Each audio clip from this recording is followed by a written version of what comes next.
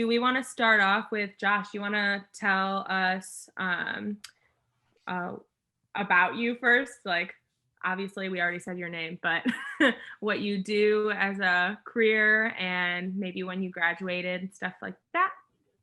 Yeah, you want me to do like a full intro thing or? Whatever you feel comfortable doing. Okay. I just want to make it easier for editing on your end. You know. I'm Josh Enderle. I work as the recycling and composting educator at the Cornell Cooperative Extension of Broome County.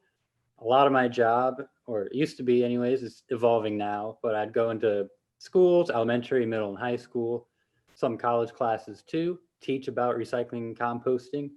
I'm doing very hands-on activities based around what they're learning in classroom, like so very, very STEM-based, very science and observational-based stuff. But also host public events, like we had a free market swap, which is basically Tioli in a neighborhood, which was really fun, and do composting workshops. That's mostly for the public. So backyard composting as well as vermicomposting. Looking to expand to see what we can do, maybe have offerings in the spring and the fall, because right now it's just the fall with the seasons and everything. But yeah, a lot of flexibility, but most like focused around waste reduction, recycling and composting mostly. I know that you said that your job is kind of evolving. How is it evolving since the pandemic happened? Yeah, so right now being online, we're focusing more transitioning our school programs to be offered online and looking for other pictures, you know, something more than just a PowerPoint. Something that we really value both at 4-H, which is what I'm a part of basically as an educator.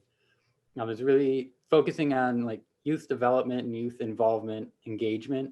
And so having things that are hands-on, relatable, that they can take back and apply to their own lives is super important. And so I wanted to try to capture that and move it over to an online landscape in classroom. So trying to do that more so, and trying to do more videos as well, like from the compost demonstration site. So I get to manage that on our campus more or less, and trying to like educate and show, take short videos of like what I'm doing, if I'm turning a pile, like getting up close and looking at a finished pile, but there's still that produce sticker that's remained through the whole process because it's made of plastic, and plastic doesn't break down. It degrades a little bit, but doesn't fully break down. So yeah, just finding like little nuggets to share, little bits of information. And now what also is evolving is how I'm structuring future events too. Before, like the history of the program was centered around like education and doing workshops and everything, which is good. You know, people need to learn about composting, about recycling, and I need to be continuing doing those things. However, what I also want to focus more on is developing capacity in the community. And by that is I mean making available beyond, you know, beyond education, but making like systems available. So how can I develop community composting here? What can I do within the powers of my job to do things like that, or to do more things like the swap, or similar things, not necessarily the swap anymore, but going beyond education, where we're getting people the tools and the resources they need to start taking these actions in their own life. I know you were an eco rep before you graduated, but did you, yeah, before you graduated, you're so old, but did you, by any chance, did you have a part in the composting program at Ithaca? Yeah, so my junior year, the coordinator was the eco reps manager was Ben Tolles, and one of his projects was starting up a curbside composting.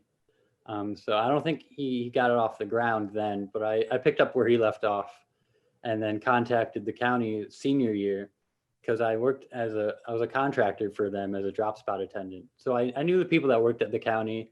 They were cool. A lot of them were also IC grads, which were was really helpful to make those connections. And like we're also eco reps. So there's like a whole network of past IC eco reps in the waste world, which is very cool. And so I just asked them, talked with them, Merriam-Webster, yeah. So I talked to the county, Nancy, it's Nancy, not Mary, I'm sorry. Talked with Nancy and was like able to get some kitchen caddies and some of the green tote bins and tabled at the community center at Circles Apartments, and then handed those out. I think the first year we had like maybe 20-ish apartments. And Did you do it only in Circles? only in Circles, yeah. Okay. Because I was central, and then I talked with Ernie McClatchy from facilities to make sure that we can get the compost, the food scraps to be picked up regularly. So we made an agreement to do that. And first, I tried to model the drop spot off of the county, the drop spot model, where we staff different sites for like X number of hours, and then residents would come and drop off their stuff. We tried that once. It didn't work out too well. We were just sitting on the curb looking sad. And so one of the eco reps, Chris Barn, was like, he brought up before we started, was like, hey, what if we just did door to door? And so we ended up doing that, is taking up those 35-gallon containers and then pushing them door to door and collecting, trying to write them down, give them new bags and all that. So yeah, it was fun. I hope it's still going on. I'm assuming it is. Well, of course it isn't right now because of the pandemic, but when I became an eco rep, me, Tessie, and Kendall all got hired at the same time when we were freshmen. We're seniors now, actually. I had never even heard of the drop spot idea, and then we actually opened a drop spot at the garden apartments, and that was kind of, it was going well, but then, the pandemic happened, so we haven't been back there. I haven't been able to do any composting since then. But somebody's actually messaged the eCreps Instagram account and asked if we were doing it. And I was like, no, I'm sorry, there's a pandemic. And so I gave her all the information on how to actually drop it off in town, which I hope she took advantage of. She never replied back if she did or did not. Yeah, I know people wanted to even beyond gardens and circles, people in terraces were composting, even people in first year style living situations were wanting to compost. And I thought that was really interesting to see the growth from our first year in 2017 to now, or before the pandemic. But kind of going back to the basics, could you just describe what the composting process is like for people who might not know what that is? Yeah. Composting is the managed decomposition of organic materials. And when I say organic, I mean like plants and stuff, things that grow, not necessarily certified organic, but plant matter. And specifically what I talk about the most is with food scraps composting.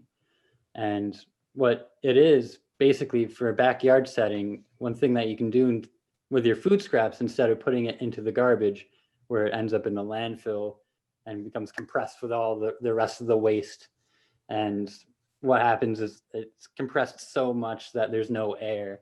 And then the way it breaks down is anaerobically, which is without air. And that's when it gets really smelly. And it actually produces methane that is released into the atmosphere. And to be fair, landfills do capture what they can, the methane that they can, use it for energy, maybe even flare it off, the excess off, but some of it does end up in the atmosphere.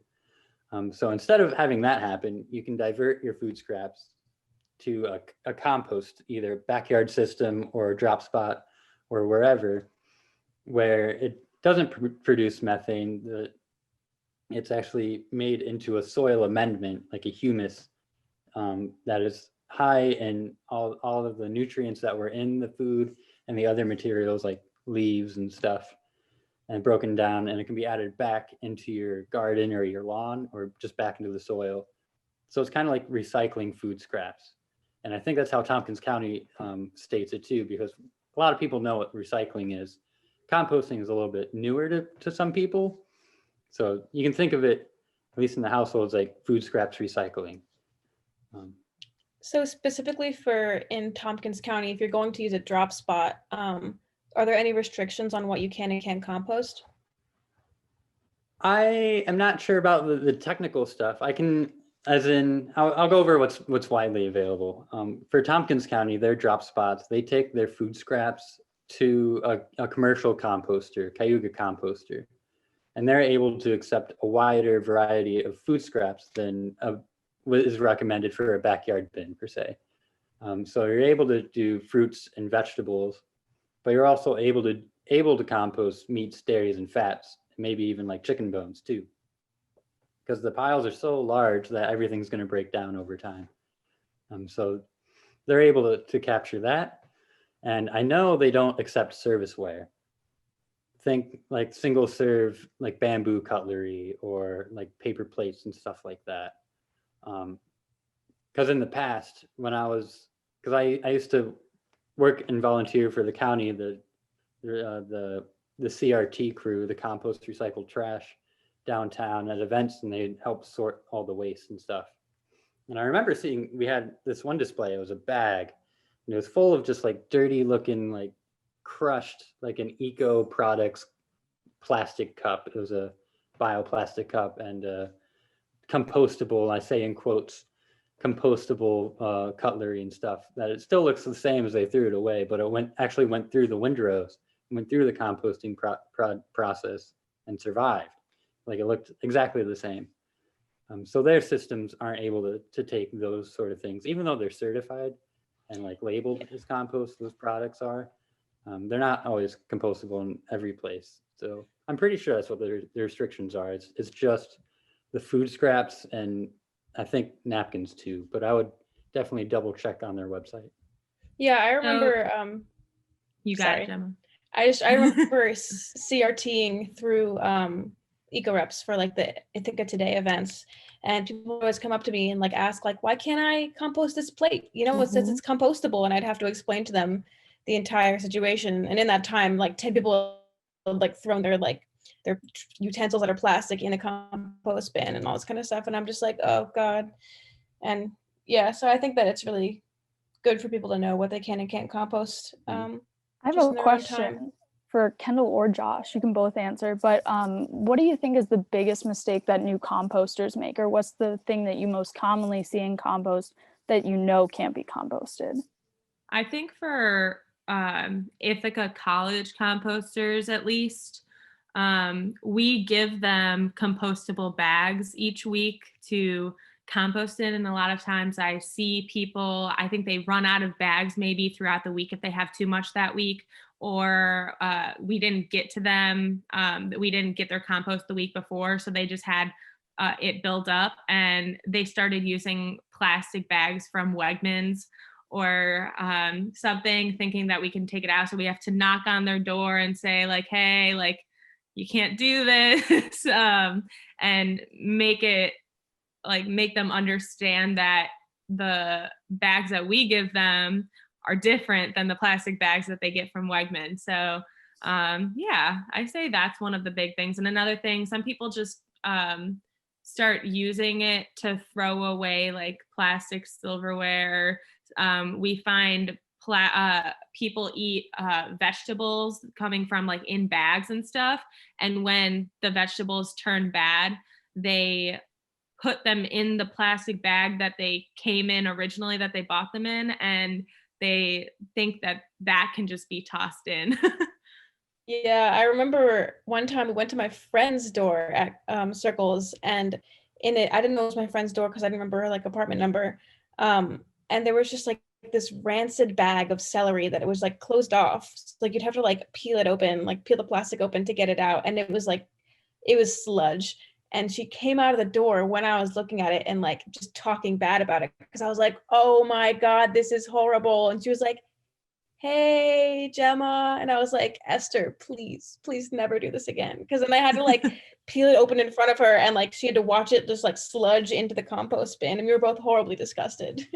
Calls out, friend. I remember so like a few times, I don't know why this happens, but always loaves of bread in the bread plastic that it is packaged in, and people just throw it in there. And I'm like, okay, so now you have to go in, you have to reach in the bin with like all the banana peels and gross coffee grinds and eggshells to get out the plastic to make sure it's not contaminated. It's always Another a full thing- loaf of bread too. People Yeah, just don't it's eat so their bread. Start wasteful. eating your bread, like.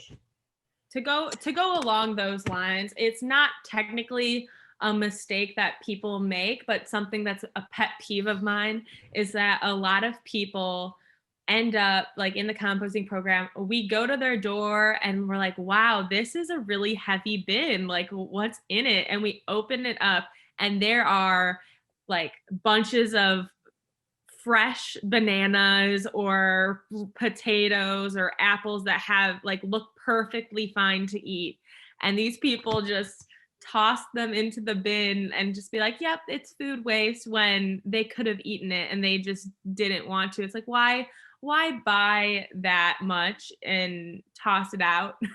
Like, that's either a waste of money, or if it ended up not being composted, it could end up with more methane from the landfills, and methane is like 21 times worse for like a greenhouse gas than CO2 is. So it's just a big pet peeve of mine. I bet those fruits and vegetables are from CC, because, kids just like, it's grab and go and you can just take it and it's easy. And I remember coming in as a freshman, I was like, oh my God, we can just take as many bananas as we want and bring them in our dorm room.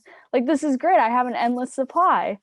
But then you quickly realize it's like, you don't want to eat a banana every day. And all those bananas that you then brought in your dorm room then go to waste, or you see them like smashed outside when you're walking back to your building from CC, because other people don't want to eat them either. Yeah, I remember one time composting with Chris Barnes, actually freshman year. We had gotten one of those, like, perfect bins. I call them the ratatouille bins because it just looks so nice. And Chris pulled a kiwi out of it, or pulled an apple out of it and just ate it. And I was kind of mortified, but then like I realized like, oh, this is fine. And then I think last year I was composting with one of the eco reps, Wesley, and I pulled a perfectly good kiwi out of it. And I was like, this is perfectly good. And I ate it. And I was like, you want some? And he was mortified the same way I was. So it's like this funny cyclical thing of just like realizing it's just fine food. Yeah, if I wanted to expand that to other ways too, once like someone is done using something, whether it's like a banana they no longer want, or the end of their coffee in their to-go mug, like single-use to-go mug, all of a sudden, once it's labeled garbage in their mind, it's almost toxic. They have to dispose of it as soon as possible, and you can't touch it ever, or else you'll die, I guess, is the thinking. But I mean, it's still good stuff. Like, and the kiwi, I mean, it's just maybe a little bit mushier, maybe even tastier now. It's a little more ripe. Oh yeah, it was a great kiwi. It was fantastic. Yeah, it's just the perception of waste in general. And moving back to food waste specifically, I think that's important to know how to like store and use foods. Like, what can you do with spoiled milk? Can you make like biscuits out of them or something like that, where the flavor will actually enhance the dish? Or how's the best way to store bread, like a loaf of bread? If it's pre-sliced, I always put it in the freezer because I mostly eat it with as toast. So I can defrost it and make it as toast all at once, and it lasts a lot longer if I'm not going to eat a loaf in like a week or something like that. And so there's different ways, different tips and stuff. It's just knowing how to use your food and how to store it so you get the most out of it. Because when you're throwing away your food, you're not just wasting the money you spent on it, but also all the resources, the time, the energy that went into the production of that food. And so all that's wasted along with it. So I always send people to savethefood.com for that kind of information, for different recipes that you can use for like things that are going bad, like stale bread, how to make them into croutons, simple recipes like that. And then how to store anything under the sun, any type of food, whether it's dry goods, whether it's like flour or your nuts, stuff like that, mostly freezer. So you really point people to there so they can learn how to actually properly store food. And that sounds like website a great was resource. savethefood.org, right? I think it's .com. .com? Okay, maybe cool. You'll find out. Do you think that people use, and this could be for anyone, because it's a question that I ask myself a lot, about the world. But do you think that people look at composting as, it is a sustainable thing, but is that kind of used as a way to live a somewhat unsustainable lifestyle in terms of buying too much food and like something going bad and you throwing it in the bin and saying, it'll be composted, like it's okay, at least I'm not throwing it in landfill? I can see people feeling like that, seeing composting as like an environmental action, and it is, but I mean, it's at the bottom in regards of what to do with food and the food supply chain. That's the last resort is what you want to do. So it's really shifting the mindset of like, hey, this is great, but you can do better by not wasting as much and utilizing your scraps to the maximum before you get to this point. I haven't heard anyone specifically doing that, but I've also kind of caught myself as well. Like before, I was like weighing my weight, what I've wasted at work, because I made a scale so I could track how much food waste and how much coffee grounds were composting on site. And for a while, I was going there regularly with my own food scraps, and I was like 5 pounds, boom, this week. Next week, boom, 5 pounds. And there's just a lot of like whole potatoes that I just kind of left and started to sprout and just went bad. I couldn't use. So then I was thinking, okay, maybe I can't buy a whole bag of potatoes anymore.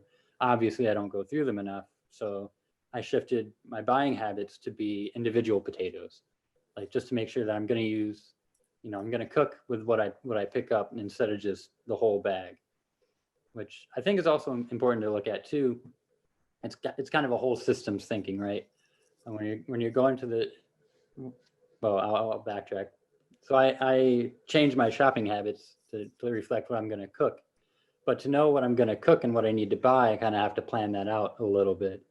So I highly recommend trying to meal prep. And I'm not saying make chicken and rice for 7 days of the week. That's not good meal prepping. That's just really boring. You're going to be sad eating your chicken and rice. But like, just learning how to cook minimally, at least. How do you change it up a little bit, keep it fresh? But anyway, whatever you make, it's just planning it out a little bit ahead of time, so when you're going shopping, you're in and you're out, which is more important now.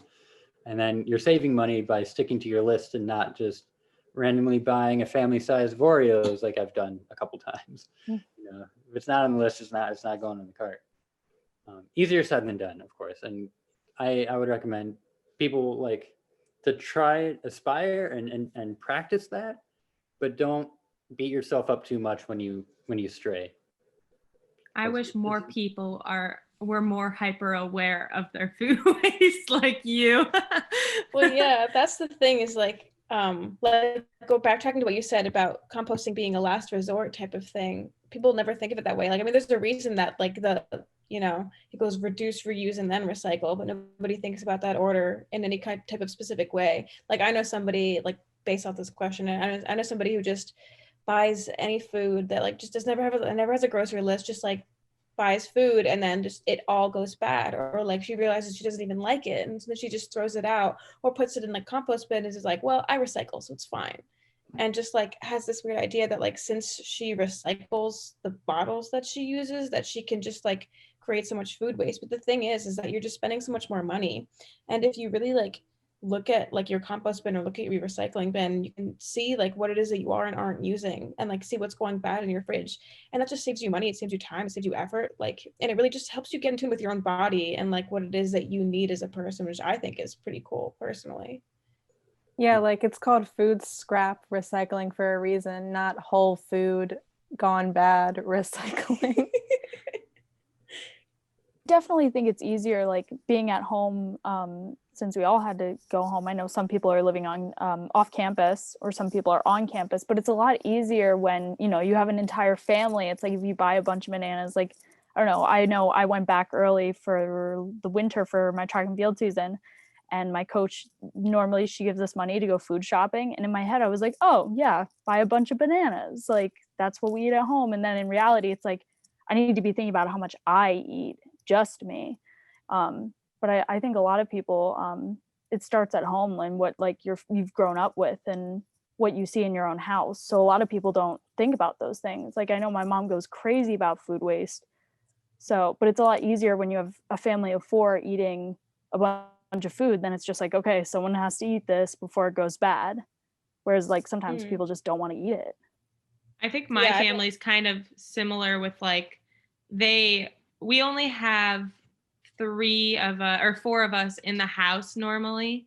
And when I go shopping, like I get basically whatever my dad puts on the food list, and he makes he or I like cook. But then if we don't eat the food, my family automatically, they're like, oh, food waste, like we don't want that to be wasted, so they box it up into our fridge, but then no one eats it. It's just in our fridge for days, and it ends up like being in the trash. And one thing is like my family has really wanted to start doing a composting. Like we made our own garden boxes this past summer, and we were really excited. And we when all the plants started to die off, we put like leaves over everything and stuff. And my dad's like, oh, we should start a compost pot. I was like, yes, let's do it. Like I was so excited. But then later on, a few of my family members were like, oh, but like, will it smell? Or, oh, it's gross. And it's like something I also see on campus is that a lot of people, when they get their bins, it's all clean and everything, and they're all excited about the composting program. But then slowly, after a couple of weeks, they realize like they have to actually take care of their bins and take care of it if they don't want it to look gross or smell bad. And we've had a lot of people like just drop out of the program because they haven't taken care of their bins, and they've left it outside, or they put something bad in it and we can't pick it up like that week. And we've had people drop out because like they've had bugs get into their bins because of the problems that they've had, and instead of fixing them or trying to figure out like what they can do better, or follow our advice, they're like, nope, we're done. And I feel like that's what's going to happen with my family, and I really want them to get involved in composting, which would be so fun because like I'm the compost coordinator at Ithaca right now, and that'd be so cool to just like share that with my family too. Yeah, I think one of the most stressful aspects of people not taking care of their bins is when they freeze, because then like the bins will freeze and like we can't take it because it's frozen to the inside of the thing, and then they keep putting stuff on top of it, and then that freezes too. I remember last year there was like one of the big green bins was just frozen to the top, and we were like, we can't help you. And they were like, I don't know. And we were like, you could just bring it inside, and they're like, we won't do that. A lot of people a lot of people don't even use the bags either, and that's what the big problem is. They just toss all the food in there, and it just keeps getting more and more disgusting over time. Yeah. Josh, so do you have any recommendations for people who are like kind of doing what Kendall and Gemma are explaining about how they kind of get defeated after a certain point? Do you have like tips for, you know, that mentality and like how to maybe help with that? Yeah, I would, to whatever extent they can, is just to restart completely. Just clean out their bin. Maybe don't do it for a week. I know that's tough to say, to tell them, but like just don't do it for a week. Reevaluate. Try to see if you're producing that much, then reflect and ask like why, and then try to change that. And then when they're comfortable again, to start up. What a lot of people, what happens and why everything gets so slimy and stuff is because it's not regularly, you know, taken out, or they're waiting too long to throw out what they do have that's going bad. You know, they let that go bad. Whether it's something got pushed in the back of the fridge or something like that. So that's another system that you can work on too, to help reduce that. Because once you're putting in like fresh scraps, you know, it's not going to get too gross. So it's just kind of like reassuring them, talking them through, maybe if they're really defeated on that end, maybe go a different route and talk about, okay, well, maybe you're not able to do this right now, but there's other things that you can do that'll help you out directly, and might reduce their like gross factor to it, you know, because there's a degree of it, but that's just out of neglect. So is there anything you can do about the smell? Anything you could add, or any food scraps? Like I know, like, you know, you could put coffee. Like, does coffee help, or maybe like lemons? Like, does any food that you could put in there that you use, would that help with the smell? what I do with my bin is I just get a university newspaper and then just rip it into shreds, put that at the bottom, and then add new food scraps on top of that to try to soak up all those juices, just so it's not like stewing, at the bottom there, because that's just taking up airspace, and air is what really helps to help it not smell as bad. There's a difference between like putting like a apple core just on the counter and letting it sit there versus airtight in the refrigerator. The airtight one's going to get pretty slimy, and the one on the counter is just going to kind of dry out and shrivel. So the more air, the better in that case. So try to get some sort of bedding. If you don't have newspaper, if you somehow have like wood chips or shavings or something like that, shredded newspaper from an office, or Maybe some homework. some what? maybe some old homework. Yeah. Oh, definitely put that in there. Compost it out of your life. I know that I've wanted to ask you this since the beginning of this episode, but I know you talked about like volunteering while you were in college, doing like composting and stuff like that. How did you like get involved, or like how did your passion start for this issue? Like what makes this so important that you actually like have a career out of it now? Like tell us about that. I don't know. I remember going to like a Ithaca Today or whatever when I was visiting campus as an incoming freshman, and seeing that there's people just standing next to the garbage. I'm like, wow, those are people that they care. If they're willing to like on their free time. I didn't know they were paid for that, but on their free time, just helping out and standing there. I'm like, that's really cool, and they care. So I was interested just day one basically of like what they were doing. And as a freshman, I was living in the sustainable community. What is it? Sustainable learning community? Yep. Yeah. First floor of T2. And yikes. And he just brought me along to a couple of the meetings, and I started getting involved through there, doing the simple sorting at the campus center at IC Square, and just kind of evolved from there, doing other projects. And so you started as a volunteer eco rep. You weren't paid originally. Correct. Yeah. First semester I volunteered, and then I was paid throughout and worked all the summers between sophomore, junior, and then junior, senior year. Worked both of those. So did you know about the eco reps when you were, I know you said at Ithaca Today, you saw them. Did you know that they were eco reps before, or did you only learn about eco reps when your roommate said that he was? I think when my roommate told me about it. I don't remember really seeing anything outside of that. Maybe at like the org fair. I'm not entirely sure when I first remembered eco reps, but it was probably through the meeting more so. And that's an issue too. Going forward, when I was like working through, is just the notoriety, not the notoriety, but the recognition from the rest of the campus of like what we do. The installments were definitely helpful. They probably see that, be like, oh, you're the people that do that kind of thing. But we didn't have enough programs to really make too big of an impact, or have most people know who we were or anything like that. That's what people know us as now. They know us. That's still the biggest thing. The installments or the car now that we have. I don't know if you know this, Josh, but we actually have a solar powered car now, right? Oh yeah. I got to drive that a little bit. That was fun. Yeah, it's so fun to go into. I know it's like a little golf cart, but it's great. I'm like, yes, hi everyone. Yeah. Well, I think we came full circle, and that is all the time we have to speak with you, Josh. But thank you so much for taking the time. I'm like getting a little bit emotional because this is the last one that I'll ever do. And I am the reason, I'm not the reason, but. No, but you are. This was my little baby. Project. So thank you so much for making it a memorable last one for me and a memorable first one for Catherine. episode meaning. Do you Yeah, have do you have any last remarks, Josh? Um, be mindful of your waste, but also forgiving of yourself because it's a journey. Reducing your waste, it's not going to happen overnight. So just be patient and work on the systems just to make it a habit, and then you wouldn't have to think about it anymore.